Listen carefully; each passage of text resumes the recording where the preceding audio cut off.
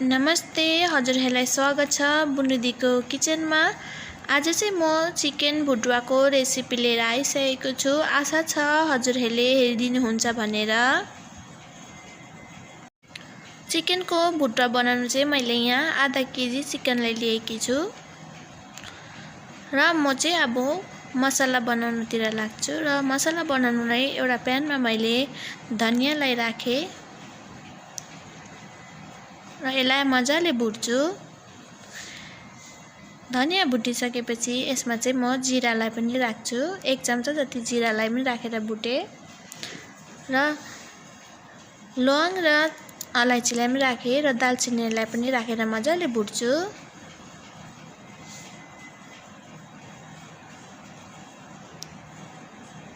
र हाम्रो मसला चाहिँ भुटिसकेको छ। यसलाई चाहिँ म एउटा प्लेटमा ट्रान्सफर गर्छु र एउटा मिक्सीको जारमा यसलाई चाहिँ पिसेर ल्याउँछु म। र फेरि त्यही प्यानमा मैले तेललाई पनि राखेँ। मैले चाहिँ रिफाइन्ड तेल राखेँ। तेल तातिसकेपछि अब चाहिँ म यसमा मेथीलाई पनि फुटाएँ र प्याज र हरियो खुर्सानीलाई पनि काटेर राखेँ र चिकनलाई पनि राखिदिन्छु र यसलाई म मजाले चलाइदिन्छु।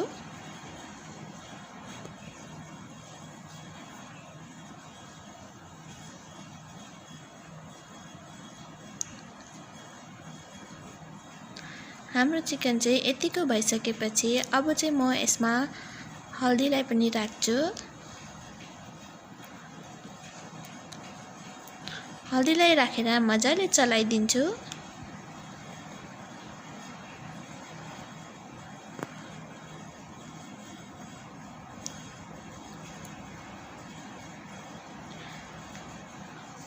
र यसमा चाहिँ म अब नुनलाई पनि राखिदिन्छु।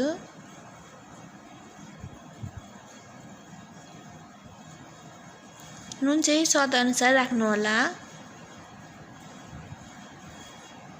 यसलाई चाहिँ मजाले चलाइकन भुट्नुपर्छ।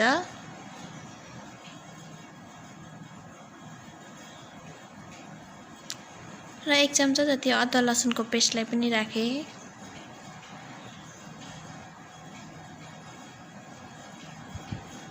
र यसलाई म मजाले चलाइदिएँ। यसमा चाहिँ म अघि भुटेर राखेको मसलालाई पनि राखिदिन्छु र आधा चम्चा जति चिल्ली पाउडरलाई पनि राखिदिएँ।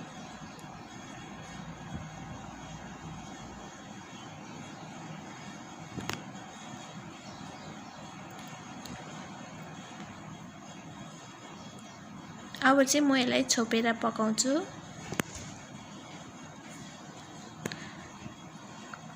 हाम्रो मासु चाहिँ मजाले भुटिसकेको छ र फेरि पनि छोपेर पकाइदिन्छु। ल हेर्नुहोस् है त हाम्रो मासु मजाले भुटिसकेको छ।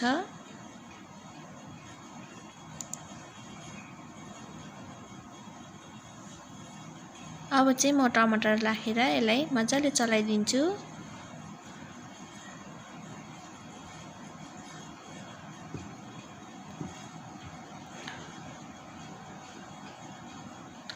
र यसलाई फेरि पनि छोपेर पकाउँछु म।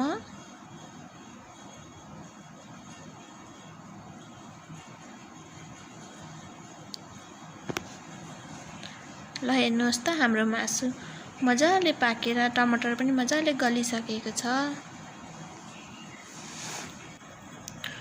र यसलाई मजाले चलाइदिने। र अब चाहिँ म यसलाई एउटा प्लेटमा सर्भ गर्छु।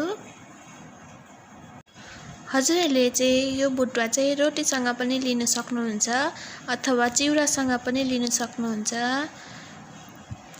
हजुरहरूले पनि ट्राई गर्नु होला। यसरी नै एकदमै मिठो हुन्छ। र हजुरहरूलाई मेरो रेसिपी कस्तो लाग्यो मन परेमा लाइक, शेयर अन्त सब्स्क्राइब गर्नु चाहिँ नबिर्सिनु होला। आजको लागि भिडियो यति नै।